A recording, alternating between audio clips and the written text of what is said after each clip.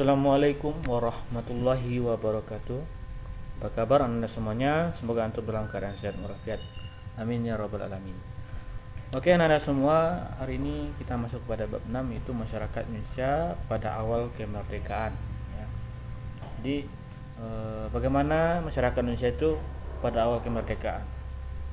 Baik, yang pertama kita akan melihat bagaimana usaha persiapan kemerdekaan. A.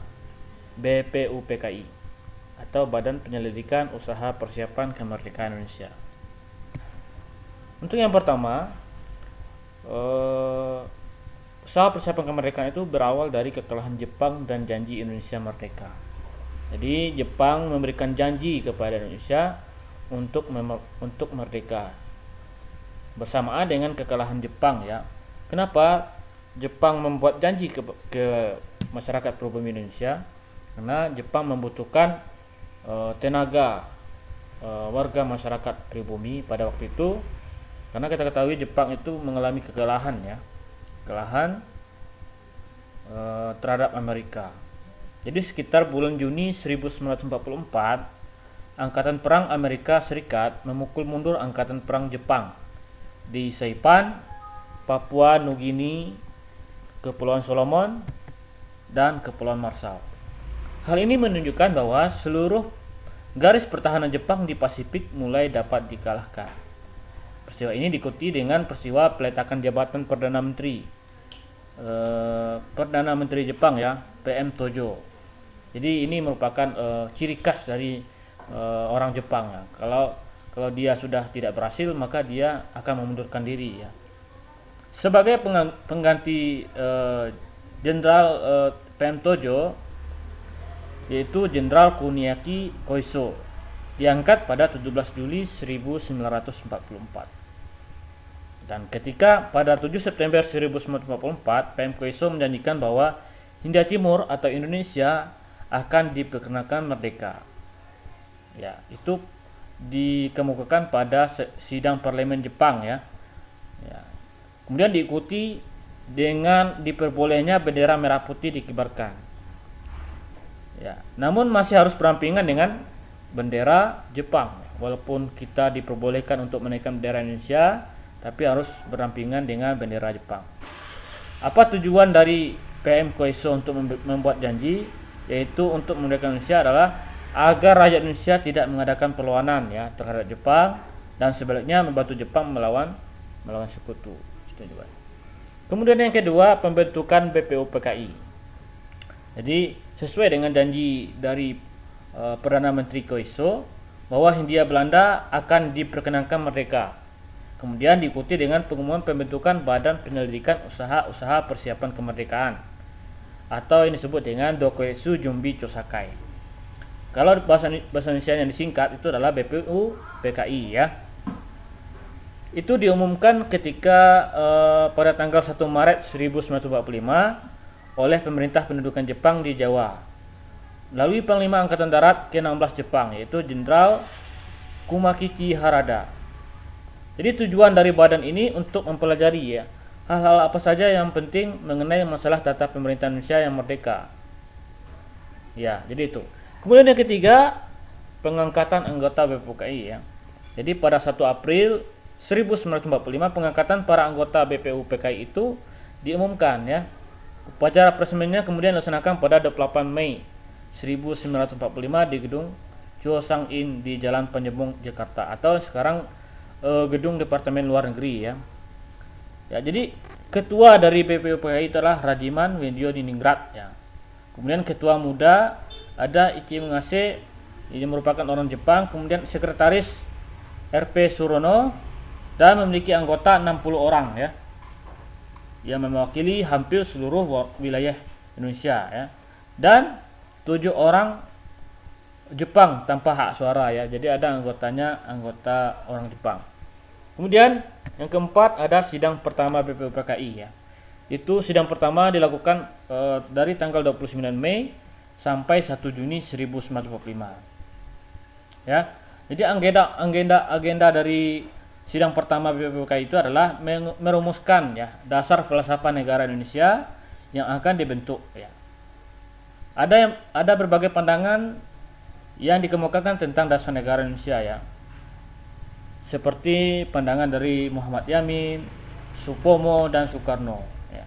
Untuk awal dari sidang, jadi ada pandangan yang berasal dari Muhammad Yamin ya, yang disampaikan pada tanggal 29 Mei 1945. Kemudian dilanjutkan dengan Supomo pada tanggal 31 Mei 1945. Dan terakhir dari sidang pertama itu disampaikan falsafah dasar negara kita itu adalah Insinyur Soekarno pada tanggal 1 Juni 1945. Antum bisa melihatnya di buku paket ya, halaman 175, apa-apa saja rumusan dasar negara yang diberikan ataupun yang diajukan oleh beberapa orang dari anggota BPUPKI. Kemudian setelah rapat, maka dibentukkan beberapa panitia kecil ya untuk mengadakan pertemuan dengan beberapa anggota BPUPKI,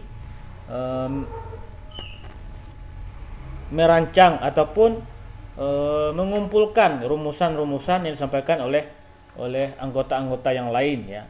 Karena sangat berbatas waktu, tidak mungkin 60 orang menyampaikan rumusan-rumusan dasar negara itu. Makanya setelah rapat dibentuklah panitia kecil untuk mengumpulkan rumusan-rumusannya. Kemudian yang kelima ada sidang kedua BPUPKI ya. Itu dilakukan pada 10 Juli sampai 17 Juli 1945. Ya. Jadi pada sidang yang kedua ini yang dibahas adalah rancangan undang-undang dasar ya. Termasuk pembukaan undang-undang dasar ya. Untuk melakukan hal ini BPUPKI membentuk panitia perancang UUD ya. Ada panitia kecil ya. Selain dari BPUPKI ada panitia kecil yang diketuai oleh Insinyur Soekarno. Nah, kemudian di dalam panitia ini dibentuk pula kelompok kecil yang berjumlah 7 orang yang khusus merumuskan rancangan undang-undang dasar ya. Jadi kelompok kecil ini diketuai oleh Profesor Supomo ya.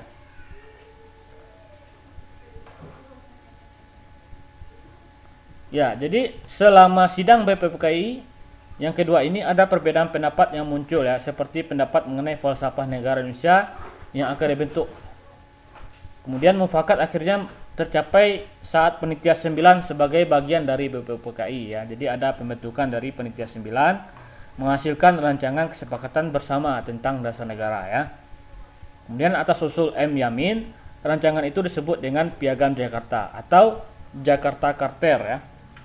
Selain tercapai kesepakatan tentang dasar negara, anggota BPUPKI juga bersepakat tentang wilayah negara ya, bekas wilayah Hindia Belanda.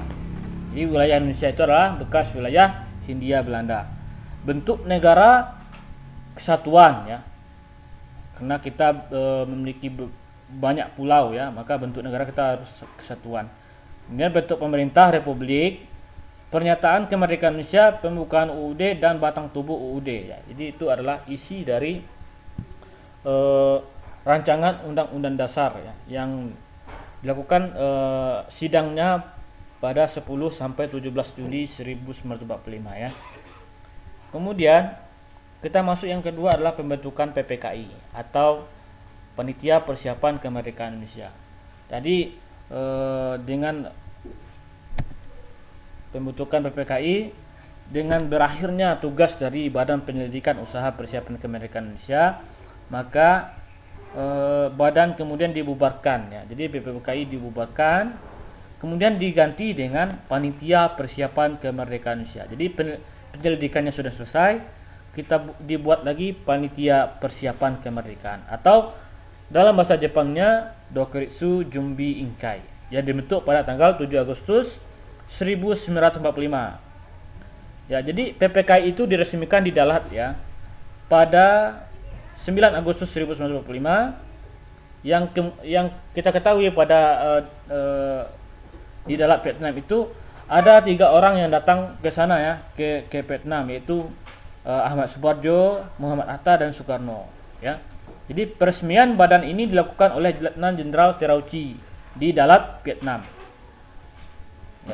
Ya, Jadi Jenderal Terauchi ini adalah selaku Panglima Armada Jepang untuk Asia Tenggara, ya. Jadi siapa saja yang menjadi anggota dari organisasi PPKI ini? Yang pertama ada penasihat, ya, Ahmad Subarjo. Kemudian Ketua Soekarno, Wakil Ketua ada Muhammad Hatta, dan beranggotakan 21 orang mewakili seluruh lapisan masyarakat Indonesia. Itu adalah pembentukan PPKI, ya. Jadi peresmiannya tanggal 9, yang dibentuk pada tanggal 7, ya. Peresmiannya di Dalat, Vietnam, oleh Jenderal Terauchi yang merupakan Panglima Armada Jepang untuk Asia Tenggara. Kemudian yang kedua, pertemuan di Dalat, ya. Jadi pertemuan di Dalat itu pada tanggal 9 yang dilakukan oleh Ahmad Subarjo, Soekarno, dan Muhammad Hatta dengan Jenderal Terauchi. Jadi untuk keperluan pengangkatan, ya, Soekarno, Muhammad Hatta, dan Rajiman Widyaningrat dipanggil ke Dalat. Vietnam pada 9 Agustus 1945 di Dalat, Terauchi kembali menegaskan bahwa Jepang telah memutuskan untuk memberikan kemerdekaan kepada rakyat Indonesia. Selain itu, Terauchi juga menegaskan bahwa para anggota PPKI diizinkan melakukan kegiatan menurut pendapat dan kesanggupan bangsa Indonesia sendiri. Namun, mereka diwajibkan memperhatikan hal-hal sebagai berikut. Jadi ada syaratnya, ya. Syarat yang pertama, untuk mencapai kemerdekaan adalah menyelesaikan perang yang sedang dihadapi bangsa Indonesia. Oleh karena itu, bangsa Indonesia harus mengerahkan, ya, tenaga sebesar-besarnya dan bersama-sama dengan pemerintah Jepang meneruskan perjuangan untuk memperoleh kemenangan akhir dalam Perang Asia Timur Raya. Jadi itu syarat yang pertama. Kemudian syarat yang kedua, negara Indonesia merupakan anggota lingkungan kemakmuran bersama di Asia Timur Raya. Oleh karena itu, cita-cita bangsa Indonesia harus disesuaikan dengan cita-cita pemerintah Jepang. Jadi itu syarat Jepang untuk memberikan kemerdekaan, ya, kemerdekaan Indonesia, ya. Yaitu syarat yang pertama, kita harus berjuang bersama-sama dengan Jepang untuk dalam peperangan Asia Timur Raya, ya. Kemudian yang kedua, jadi negara Indonesia merupakan anggota lingkungan kemakmuran bersama di Asia Timur Raya. Itu pertemuan di Dalat, ya. Jadi hasil pertemuan di Dalat pada tanggal 9 Agustus 1945, ya. Kemudian ada suatu peristiwa yang terjadi, ya, di Jepang, yaitu pengeboman Hiroshima dan Nagasaki yang dilakukan oleh pemerintah ataupun tentara Amerika Serikat, ya. Yang kita ketahui bahwa ini merupakan balas dendam pemerintah Amerika Serikat yang ketika itu Jepang pernah mengebom, ya, atau mengebom pangkalan militer dari Amerika Serikat, itu Pearl Harbor, ya. Jadi kemudian Amerika Serikat itu kemudian kembali melakukan dendam, ya, atau membalas dendam kepada Jepang itu dengan mengebom kota Hiroshima dan kota Nagasaki, ya. Jadi pada tanggal 6 Agustus 1945 sekutu menjatuhkan bom atom, ya, di Hiroshima. Selama Perang Dunia II, kota ini merupakan pusat regional militer, ya, dan sentra produksi peralatan perang. Kemudian pada tanggal 9 ataupun 3 hari selanjutnya, tepatnya pada 9 Agustus 1945, sekutu menjatuhkan bom atom di Nagasaki, ya. Ya, diperkirakan menelan korban sebanyak 40.000 jiwa. Ya, dan menghancurkan sepertiga dari masyarakat kota. Jadi itu. Jadi kekalahan Jepang membuat Indonesia mengalami vacuum of power, ya. Jadi kondisi ini kemudian dimanfaatkan oleh tokoh-tokoh pergerakan nasional untuk segera memproklamasikan kemerdekaan Indonesia. Jadi ketika itu Soekarno, Muhammad Hatta, dan Rajiman tiba dari Dalat. Mereka didesak untuk segera memproklamasikan kemerdekaan Indonesia oleh golongan muda, ya, atau kelompok kaum pemuda, ya. Jadi sekian pembelajaran kita hari ini mengenai bagaimana usaha persiapan kemerdekaan Indonesia, ya. Yang pertama dibentuknya BPUPKI, kemudian dibentuk pula PPKI ya, atau Panitia Persiapan Kemerdekaan Indonesia. Untuk minggu depan kita akan melihat bagaimana jalannya terjadi peristiwa proklamasi kemerdekaan ya. Yang kita ketahui itu ada peristiwa Rengas Dengklok dan lain sebagainya ya. Saya akhiri pembelajaran hari ini dengan mengucapkan alhamdulillahirabbil alamin. Assalamualaikum warahmatullahi wabarakatuh.